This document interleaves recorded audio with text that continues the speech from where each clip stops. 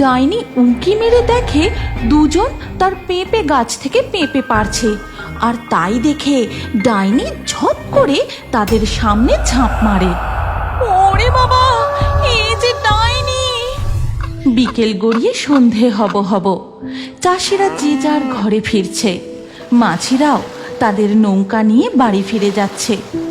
এমন সময় জঙ্গলের পথ দিয়ে হেঁটে আসছে এক কাঠুরে দম্পতি, পলাশ আর মায়া।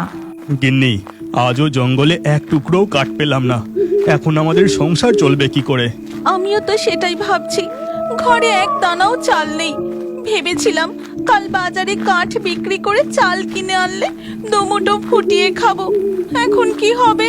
এই কথা ভাবতে ভাবতে তারা হাঁটতে থাকে। এমন সময় তাদের নাকে আসে সুন্দর পাকা মিষ্টি পেঁপের গন্ধ। সেই গন্ধ পেয়ে মায়া দাঁড়িয়ে পড়ে আর বলে, কি গো, একটা কেমন সুন্দর মিষ্টি গন্ধ আসছে না? হ্যাঁ গো, আমিও তো তাই পাচ্ছি, কিন্তু গন্ধটা কোন দিক থেকে যে আসছে। এরপর পলাশ আর মায়া সেই পেঁপের গন্ধ অনুসরণ করতে করতে এগোতে থাকে। আর কিছু দূর যেতেই তারা দেখতে পায় একটা বিশাল পেঁপের বাগান। আর প্রতিটা গাছে বেশ বড় আকারের পাকা টুসটুসে পেঁপে ঝুলছে। ওই দেখো গিন্নি, কত পেঁপে ঝুলছে। পেঁপেগুলো কত বড় বড় গো, আর পেকে একেবারে হলদে হয়ে গেছে। দেখেই মনে হচ্ছে খুব মিষ্টি হবে। চলো আমরা বরং আজ কিছু পেঁপে পেড়ে নিয়ে যাই।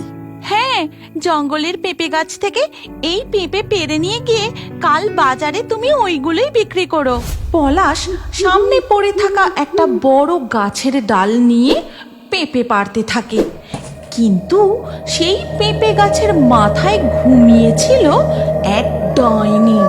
গাছ থেকে পেঁপে পড়ার আওয়াজে তার ঘুম ভেঙে যায়। কি ব্যাপার? কি একটা ধপাস করে আওয়াজ হলো যেন। তবে কি কেউ পেঁপে পারছে নাকি? দেখি তো একবার। ডাইনি উঁকি মেরে দেখে দুজন তার পেঁপে গাছ থেকে পেঁপে পাড়ছে। আর তাই দেখে ডাইনি ঝপ করে তাদের সামনে ঝাঁপ মারে। ওরে বাবা, এই যে ডাইনি! তোদের এত বড় সাহস! তোরা আমার বাগান থেকে পেঁপে চুরি করতে এসেছিস? তোদেরকে আমি... ক্ষমা করবেন, আমরা চুরি করতে আসিনি। আমরা জানতাম না যে এই পেঁপে বাগান আপনার। আমরা মিষ্টি পাকা পেঁপের গন্ধ পেয়ে এই বাগানে এসেছিলাম। ভেবেছিলাম কিছু পাকা পেঁপে পেড়ে বাজারে বিক্রি করে দুমুঠো চাল কিনে নিয়ে আসবো। আমরা যে খুব গরিব। এরপর মায়া তাদের দারিদ্রতার কথা ডাইনিকে খুলে বলে। আর সব শুনে ডাইনির তাদের জন্য খুব কষ্ট হয়। আমি বুঝতে পারছি তোরা খুবই সৎ আর পরিশ্রমী, কিন্তু এই পেঁপে যে কোনো সাধারণ মানুষের খাবার পেঁপে নয়। এই পেঁপে জঙ্গলের ভূত, প্রেত, ডাইনি, শাকচুন্নিদের জন্য। তোদেরকে আমি এই পেঁপে দিতে পারবো না। তবে হ্যাঁ, আমি তোদের কিছু জাদুর পেঁপে গাছের দানা দিচ্ছি। তোরা তোদের বাড়ির পাশে বসিয়ে দিবি, তারপর দেখবি কি হয়। তারা দুজন ডাইনির হাত থেকে পেঁপে দানাগুলো নিয়ে বাড়ি ফিরে আসে আর সেগুলো তাদের বাড়ির উঠানে বসিয়ে দেয়। সেদিন রাতে তারা শুধু জল খেয়েই ঘুমিয়ে পড়ে। এরপর ধীরে ধীরে সকাল হয়ে যায়। আর সকালবেলা ঘুম থেকে উঠেই মায়া বাইরে বেরিয়ে এসে দেখে, কই গো, শুনছো? তাড়াতাড়ি বাইরে বেরিয়ে একবার দেখবে এসো।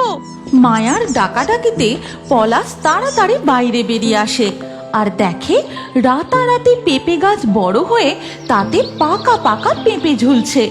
আর পেঁপের গন্ধে চারিদিক একেবারে ম ম করছে। তুমি আর দেরি করো না, তাড়াতাড়ি বেশ কিছু পেঁপে পেড়ে বাজারে বিক্রি করে এসো। পলাশ তাড়াতাড়ি করে বেশ কিছু পেঁপে পেড়ে ঝুড়িতে করে নিয়ে বাজারের দিকে চলে যায়। পেঁপে নিয়ে যাও, পেঁপে, মিষ্টি পাকা পেঁপে। আরে তাড়াতাড়ি নিয়ে যাও, একবার যে খাবে সে বারবার নিয়ে যাবে। পাকা পেঁপে, পাকা পেঁপে। পলাশের ঝুড়ির মিষ্টি পাকা পেঁপের গন্ধে বাজার একেবারে ভরে যায়। আর তার ঝুড়িতে বড় বড় পাকা পেঁপে দেখে সবাই তার কাছে আসে। বাহ, তোর ঝুড়ির পেঁপেগুলো তো বেশ বড় বড়, কি সুন্দর পাকা, দেখেই মনে হচ্ছে খুব মিষ্টি হবে। আর তা কত করে দাম রে? বেশি না, এক পিস মাত্র 20 টাকা। তুমি নিয়েই যাও না, খারাপ হলে আমি টাকা ফেরত দিয়ে দেব।